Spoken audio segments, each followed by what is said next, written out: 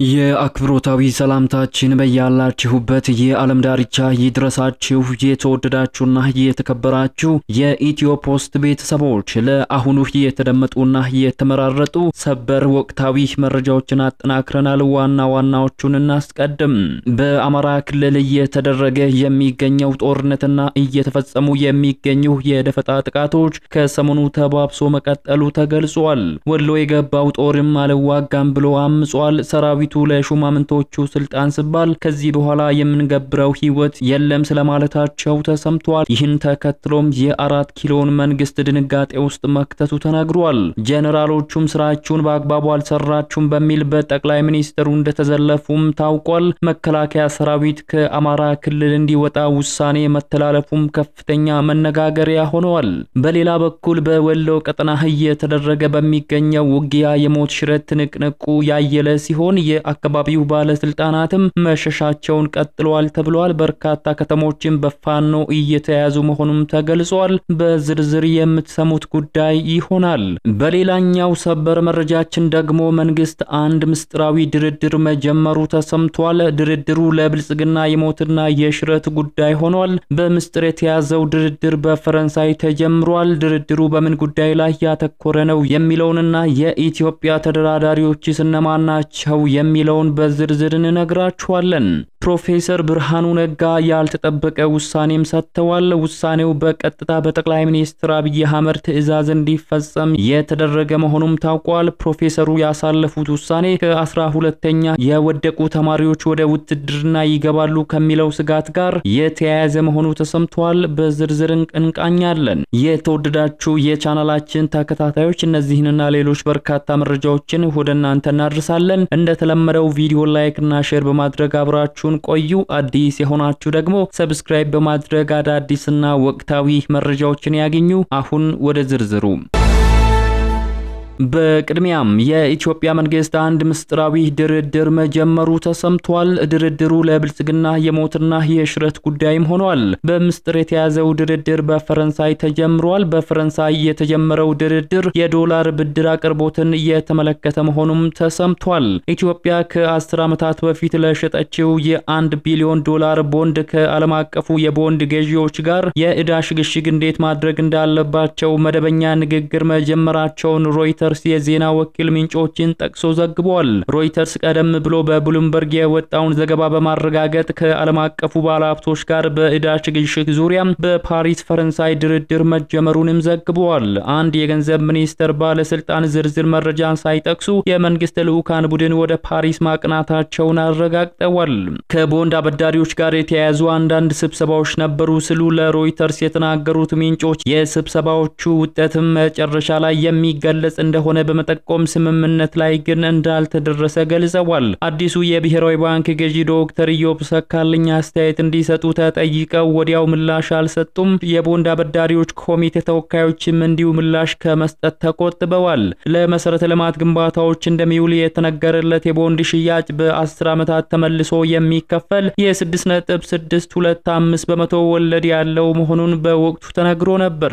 ኢትዮጵያ ያወጣችውን ቦንድ 50 በመቶ የአሜሪካ ባለሀብቶች፣ 35 በመቶ የእንግሊዝ ባለሀብቶች፣ 14 በመቶ የአውሮፓ ሀገራት ባለሀብቶችና ሌሎችም ገዝተዋል። በውሉ መሰረት ኢትዮጵያ በ2016 ዓመተ ምህረት የቦንድ ብድሩን ክፍያ መክፈል ያልቻለች ሲሆን በቡድን 20 የጋራ ማዕቀፍ በኩል የዕዳ ሽግሽግ እንዲደረግ መርጣለች። በዚህ ማካሄድ የሁለትዮሽ ብድር፣ ዩሮ ቦንድና ሌሎችም የንግድ ብድሮች አንድ ላይ እንዲመለስም ትዕዛዝ ተሰጥቷል።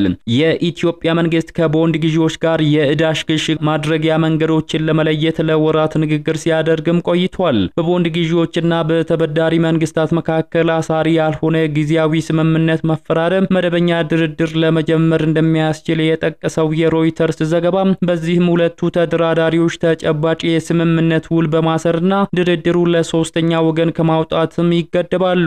ባለፈው ዓመት ሐምሌ ወር ላይ መንግስት የዕዳ ሽግግር ስምምነቱን መደበኛ ማድረጉን ያሳወቀ ሲሆን ገንዘብ ሚኒስቴር 3.5 ቢሊዮን ዶላር ገንዘብ እንደሚከፍል አስታውቋል። ከዚህ ቀደም ከቦንድ ግዢዎች ጋር የተደረጉ ድርድሮች በተለይም በመንግስት የመክፈል አቅም ዙሪያ አለመግባባቶች የነበሩ ሲሆን የኢትዮጵያ መንግስት አበዳሪዎች ማስተካከያ እንዲያደርጉ ሲወተውትም ቆይቷል። ሰጥቷል። መንግስት ከዚህ ቀደም የዓለም የገንዘብ ድርጅት IMF የብድር ትንታኔን በመጥቀስ አበዳሪዎች 20 በመቶ ወለድ እንዲቀንሱለት ምክር ሐሳብ አቅርበዋል። ይሁን እንጂ የአበዳሪ ቡድን ወክሎች የሀገሪቱን የውጭ ንግድ መረጃን በመጥቀስ ሐሳቡን ውድቅ ያደረጉ ሲሆን ያከፋፈል ጊዜውን ማስተካከልና ሌሎች እርምጃዎችን መውሰድም ይችላሉ ተብሏል። በቅርብ ወራት በመንግስት ይፋ የሆነ ጠንካራ የውጭ ንግድ አሃዞች የቦንድ ጊዜዎችን ሐሳብ የሚደግፍ ቢሆንም IMF አነስተኛ ድጋፍና የውጭ ቀጥተኛ መዋለ ንዋይ ፍሰት የክፍያ ትንበያ ስጋት እንደሚደቅን ማስጠንቀቂያንም ሰጥቷል።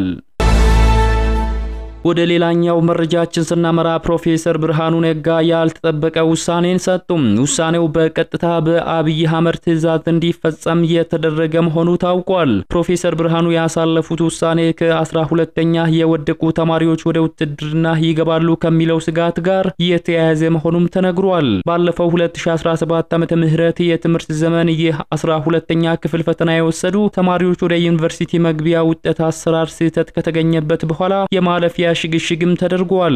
በትምህርት ሚኒስተሩ ፕሮፌሰር ብርሃኑ ነጋ ተፈርሞ የተላለፈው የዩኒቨርሲቲ መግቢያ ነጥብ ማሻሻያ ጥያቄም ተነስቶበታል። ትምህርት ሚኒስተር የተፈታኞች ውጤት ላይ የተፈጠረውን ስህተት ሲያርም ከአንድ በታች የሆነ ወይንም በ0 ነጥብ ውስጥ ለውጥ አድርጓል። የተደረገው ለውጥም ተከትሎ 50 በመቶ የነበረው ማለፊያ በ0.5 ልዩነት እንዲቀንስ መደረጉን ትምህርት ሚኒስተር አሳውቋል። በዚህም በ2017 ዓመተ ምህረት የ12ኛ ክፍል ማጠናቀቂያ ፈተና አማካይ ውጤታቸው 49.50 እስከ 49.99 በመቶ ያመጡ ተማሪዎች ወደ 50 በመቶ እንዲጠጋጋ ተወስኗል። በ0.5 ልዩነት የወደቁ ተማሪዎች ወደ ዩኒቨርሲቲ እንዲገቡ በትምህርት ሚኒስተሩ ፕሮፌሰር ብርሃኑ ነጋም ትላንት መስከረም 20 ቀን 2018 ዓመተ ምህረት ተፈርሞ ለሁሉም ዩኒቨርሲቲ የተላከ ደብዳቤ ማመላክቷል። ይህንንም ውሳኔ ተከትሎ 49.5 እና በላይ አማካይ ውጤት ያስመዘገቡ ተማሪዎች ዝቅተኛውን 50 በመቶ የማለፊያ ነጥብ እንዳሟሉ ተደርጎ እንደሚወሰድም ተገልጿል። በመሆኑም 49.5 እና በላይ ውጤት ያስመዘገቡ ተማሪዎች ወደ ከፍተኛ ትምህርት ተቋም በመግባት መማር እንደሚችሉ ሚኒስተሩ ይፋ አድርጓል። ይሁን እንጂ ተማሪዎች የወሰዱት ፈተና የሁሉም ትምህርት አይነቶች ከመቶ የተያዘ ሆኖ በምን አግባብ በ0 ነጥብ ቤት እንደገባ በውል አልተገለጸም። የውጤት ማሻሻያው ላይ ከዚህ ቀደም አጋጥሞ በማያውቀው ሁኔታ የታየው የ0 ነጥብ ቤት ውጤት ስለት በተማሪዎች ዘንድ ጥያቄን ቢያስነሳም ምላሽ ግን አልተሰጠም። ውጤታቸው ላይ ጥርጣሬ የደረሰባቸው ተማሪዎች ባቀረቡት ቅሬታ ከአንድ ያነሰ ወይንም 0 ነጥብ ቤት ጭማሪ እንደተደረገላቸውም ተነግሯል። ትምህርት ሚኒስተር የውጤት ስለት በገጠመው የፈተና ውጤት ላይ እንዲህ አይነት አወዛጋቢ ነገር ይዞ ብቅ ካለ በኋላ ማብራሪያ ለመስጠቱም ጥያቄን አስነስቷል። በአማራ ክልል እየተደረገ የሚገኘው ጦርነትና እየተፈጸሙ የሚገኙ የደፈጣ ጥቃቶች ከሰሞኑ ተባብሶ መቀጠሉ ተገልጿል። ወሎ የገባው ጦርም አልዋጋም ብሎ ማመጹ ተሰምቷል። ሰራዊቱ ለሹማምንቶች ስልጣን ሲባል ከዚህ በኋላ የምንገብረው ህይወት የለም ስለማለታቸው ተሰምቷል። ይህንን ተከትሎም የ4 ኪሎ መንግስት በድንጋጤ ውስጥ መክተቱ ተሰምቷል። ጄኔራሎቹ ስራቸውን በአግባቡ አልሰራችሁም በሚል በጠቅላይ ሚኒስትሩ እንደተዘለፉም ታውቋል። በሌላ በኩል ወሎ ላይ የሞት ሽረት ትንቅንቁ ያየለ ሲሆን ባለስልጣናት መሸሻቸውን ቀጥለዋልም። ከተሞችን በፋኖች እየተያዙ ነው ተብሏል። የአውሮፓ ህብረት የአማራ ክልሉ ግጭት አሳስቦኛል ካለ በኋላ በክልሉ ያለው ግጭት እንደቀጠለም ተነግሯል። የፋኖ ኃይሎች አሁንም በበርካታ አካባቢዎች ከመከላከያ ሰራዊት ጋር ተፋጠዋል። የደፈጣ ጥቃቶችም እንደቀጠሉ ሲሆን በብዙ የክልሉ አካባቢዎች የበረታ ውጥረትም ነግሷል። መንግስት እስካሁን ይፋዊ የድርድር ጥያቄ ያላቀረበ ሲሆን ይልቁንም ፋኖን ሙሉ በሙሉ እንደመስሳለን በሚል ቆርጦ ተነስቷል። የክልሉን ግጭት በሰላማዊ መንገድ እንዲቋጭ ውትወታዎች ቢበዙም ተፋላሚዎች ግን የመነጋገር አዝማሚያን እያሳዩም አይደለም። ይህም የክልሉን የመጻኢ ጊዜ አሳሳቢ ያድርጉታል። በትላንትናው ዕለትም የክልሉ ጦርነት በአንዳንድ አካባቢዎች የቀጠለ ሲሆን በመከላከያ ሰራዊት ላይ የሚፈጸመው የደፈጣ ጥቃቶችም ቀጥሏል። ይህንን ተከትሎም የመከላከያ ሰራዊቱ ከክልሉ ሙሉ በሙሉ ለቆ ሊወጣ እንደሚችል እየተነገረ ይገኛል። ይህ የሆነው ደግሞ ከሰሞኑ ለውጊያ ወደ ወሎ የገባው የመንግስት ጦርም አልዋጋም ብሎ በማመጹ ነው። ጦሩ ከባድ ጥቃት እየተፈጸመብን ነው፣ የምንዋጋበት አሳማኝ ምክንያትም የለም፣ ለፖለቲከኞች ስልጣን ሲባል ከዚህ በኋላም ነፍሳችንን አንገብርም በማለት ነው ያመጹት። ይህንን ተከትሎም በ4 ኪሎ መንግስትም ቁጣ ተነስቷል። የሰራዊቱን መውጣት ያመኑበት የሚመስሉት አብይም በአስቸኳይ የክልል ልዩ ኃይል እንዲደራጅ ማዘዋል። የአማራ ክልል ልዩ ኃይልም መልሶ እንዲደራጅ እንዲደራጅ ትዕዛዝ ተሰጥቷል።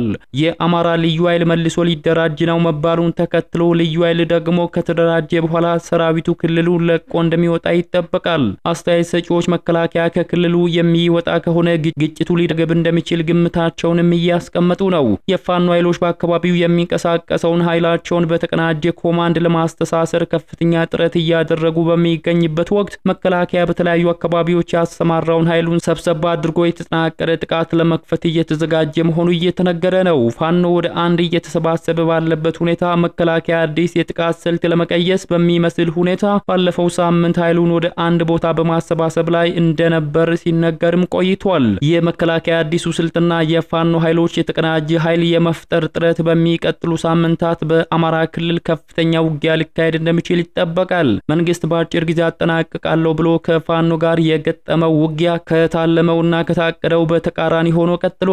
ከሁለት ሳምንት ወዲህ እንደ አዲስ ያገረሸው የፋኖ ኃይሎች ጥቃት ከፖለቲካ እስከ ወታደራዊ አመራሮች ድንጋጤን የፈጠረ ይመስላል። በጎጃም፣ በሸዋ፣ በጎንደር፣ በወሎ የተቀናጀ በሚመስል ጥቃት የፖለቲካ ኃይሉንና መከላከያ ሰራዊቱን አደገኛ ሁኔታ ላይ ማድረሱ የተነገረ ሲሆን በአማራ ክልል የተሰማራውን መከላከያ የሚመሩ ጀነራሎች ጽንፈኛ ስሉት የነበረውን ኃይል ፋኖ ብለው በስሙ እንዲጠሩ ማስገድዷቸዋል።